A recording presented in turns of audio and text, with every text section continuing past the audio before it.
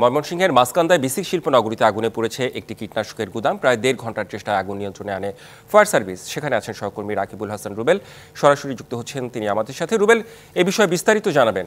10:30টার দিকে ময়মনসিংহ নগরীর যে মাসকান্দা শিল্প এলাকা রয়েছে, বিসিক শিল্প এলাকায় কিন্তু একটি কেমিক্যালের গুডাউনে আগুনের সূত্রপাত ঘটে। অর্থাৎ এখানে কীটনাশক তৈরির যে গুডাউন রয়েছে, এখানে হেকিম বাংলাদেশ নামে একটি কীটনাশক তৈরির গুডাউন রয়েছে। এই গুডাউনে কিন্তু আগুনের সূত্রপাত হয়। তবে ফায়ার সার্ভিসের 10টি ইউনিট কিন্তু 1 ঘন্টার চেষ্টায় আগুন নিয়ন্ত্রণে আনে। আপনি দেখতে পাচ্ছেন যে আগুন নিয়ন্ত্রণে আসার পর উৎসুক জনতা কিন্তু এখানে ভিড় করছে, তারা দেখছে যে আগুনের ক্ষয়ক্ষতির পরিমাণ। আমি কথা বলেছিলাম ফায়ার সার্ভিসের উপপরিচালকের সাথে, জানতে চেয়েছিলাম যে আগুনের সূত্রপাত কিভাবে হয়েছে এবং কি পরিমাণ ক্ষয়ক্ষতি হয়েছে। উনি বলেছে যে এটি আসলে তদন্তের বিষয়, তদন্ত না করে কিন্তু বলা যাবে না যে কি পরিমাণ ক্ষয়ক্ষতি হয়েছে।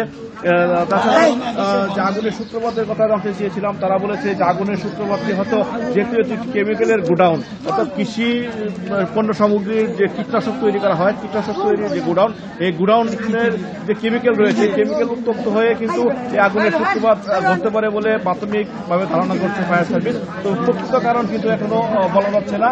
তবে আগুন এখনো পুরোপুরি নিয়ন্ত্রণে, তারপরেও কিন্তু ফায়ার সার্ভিসের একটি ইউনিট এখন পর্যন্ত এখানে তারা রয়েছে। তারা কিন্তু লক্ষ্য করছে কোথাও থেকে কিন্তু আগুনের সূত্রপাত আবার হয় কিনা, এ ব্যাপারে তারা কিন্তু এখন পর্যন্ত এখানে কাজ করছে।